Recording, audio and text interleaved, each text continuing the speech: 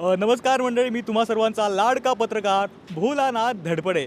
मित्र हो, आता आगामी महानगरपालिकेच्या निवडणुका तोंडावर येऊन ठेपलेल्या आहेत. तर त्यानिमित्ताने मी भांडूपच्या टेंभीपाडा या परिसरात म्हणजेच वॉर्ड क्रमांक 114 मध्ये आलेलो आहे. इकडच्या मतदार राजाशी गप्पा मारण्यासाठी, तो कोणाला पाठिंबा देणार आहे हे जाणून घेण्यासाठी. तर आता जास्त वेळ वाया न घालवता भांडूपच्या मतदार राजाशी चर्चा करूया आणि लगेचच जाणून घेऊया की काय म्हणतोय भांडूपचा मतदार राजा. चला.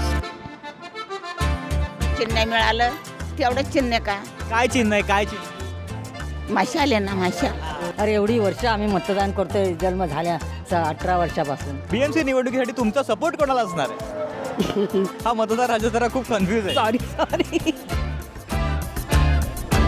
तरी आता मला सांगा की या प्रभागात कोण आहे उमेदवार नगरसेवकसाठी, तुम्हाला माहिती आहे? काँग्रेसचे उमेदवार आहेत, BJPचे आहेत, शिवसेनेचे आहेत, सर्व पक्षाचे उमेदवार 2-2-3-3 आहेत. नाव माहिती आहे तुम्हाला? हां, नाव त्यांचं.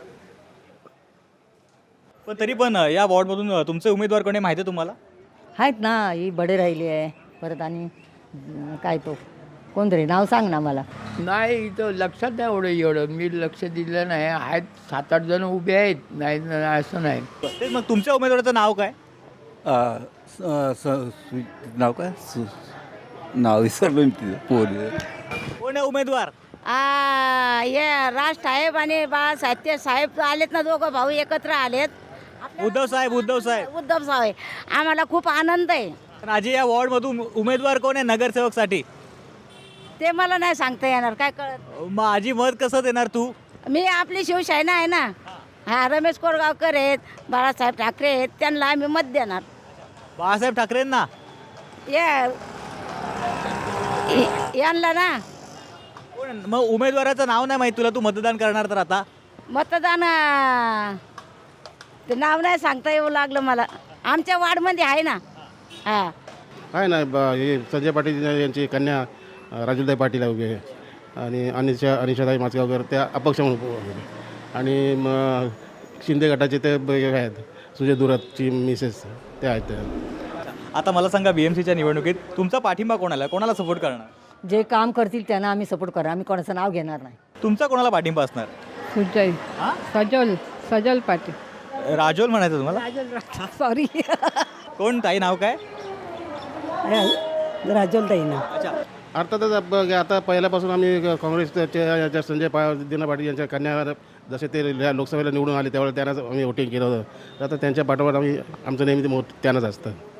नाही बघा, जिथे माणूस म्हणून ज्याची प्रतिमा चांगली आहे, स्वच्छ आहे, निरपेक्ष आहे, ज्याच्यावर कुठलेही म्हणजे डाग असे कोणावरतीच नाही आहेत, पण माणूस म्हणून जे प्रभावी व्यक्तिमत्व आहे, त्या व्यक्तिमत्वाला ज्याच्याकडनं भांडूपचा पुढे मागे चेहरा मोलटा पालटू शकेल अशा व्यक्तिमत्वालाच मी मतदान करणार आहे. तर नाव काय, त्या उमेदवाराचं नाव हे जाणून घ्यायचं आहे. बघा, माझ्या मते तरी मी आता राजुलताईंनाच यासाठी निवडतो आहे. राजोल पाटील यांनाच पाठिंबा आहे आणि त्याच निवडून येतील एवढी माझी. राजोल पाटील ताईच आहे ना. आमचाही पाठिंबा राजोल ताई पाटील यांनाच असेल. मला सांगा, या बीएमसी निवडणुकीत तुमचा पाठिंबा कोणाला आहे? बडेताई का त्यांनाच का? म्हणजे जुन्या पक्ष, आपला जुना जो शिवसेनेचा पक्ष, त्याच्या त्या उमेदवार आहेत म्हणून त्यांना पाठिंबा आहे. या बीएमसी निवडणुकीसाठी तुमचा पाठिंबा कोणाला आहे? राजोल ताईला. का राजोल ताईच का? राजोल ताईला मी खूप वर्षापासून ओळखते आणि त्यांचं कसं पूर्ण आजोबा, त्यांचे पप्पा ते पहिल्यापासून राजकारणात असल्यापासून माझं तर 25 वर्ष झालं त्यांच्याशी संपर्क. राजोल ताईंनाच का पाठिंबा? अरे बस, जास्त नाही सांगत काय. का त्यांनाच का तुमचा पाठिंबा? हाय, माझा नक्की आहे. तर मला सांगा, राजोलताई पाटीलच का? नाही, त्या कामं करून दाखवणार हे आम्हाला शाश्वती आहे त्यांची. त्यांना असं नाही, पहिल्यापासून जे आमचं रिलेशन आहे त्याच्या संजय पाटील रिलेशन चांगलं आहे स्टार्टपासून. का ते काम करू शकतात, आमच्या एरियाचं उन्नती करू शकतात, यासाठी आम्ही त्यांना सपोर्ट करू. आता त्यांच्या वडिलांनी सुद्धा चांगलं काम केलेलं आहे. कारण आम्ही भांडूपमध्येच राहतो, आज 25 वर्ष झाली आम्ही त्यांना बघतो आहे. कारण आमचं भांडूप ते टेंभीपाडा हे एकच आमचं, त्याच्या व्यतिरिक्त आम्ही बाहेर जात नाही. आणि काही सपोर्ट असेल तर आम्हाला तिथून सपोर्ट मिळतो आम्हाला. मला सांगा की महानगरपालिकेच्या निवडणुकीसाठी ठाकरे बंधू एकत्र आलेले आहेत. तर ठाकरे बरं झालं ना आले, ते काय होईल ना, काहीतरी त्यांचं काहीतरी पण ते एकत्र आले तर याचा परिणाम महायुतीला भोगावा लागेल का? काय वाटतं तुम्हाला? काय माहिती आता ते लोक तर आपण काय सांगू शकत नाही. त्यांचं ते शेवटी वेगळे होणारच. कोण वेगळे होणार? राज ठाकरे वेगळं हे ठाकरे बंधूची युती टिकू नाही शकत असं तुम्हाला वाटतं मत? असं वाटते. का असं वाटतं? कारण पहिल्यापासून बघितलं ना, जेव्हा वेगळे झाले तेव्हापासूनच ते आता जरा एकटा आता लोकांसाठी एकत्र आलेत. आता काय सांगते. हारले तरी चालते, भोगायला नाही लागणार त्यांना. का म्हणून हारले तर हारले ना विला. अहो हारजीत कोणाची तरी असतेच ना पक्षाची. एवढे उभे राहतात त्यातला येणार एकच, पण हारजीत होणारच एक कोणाची नाही कधी. आली तर महायुती येईल, नाही तर हारतील असं काही नाही.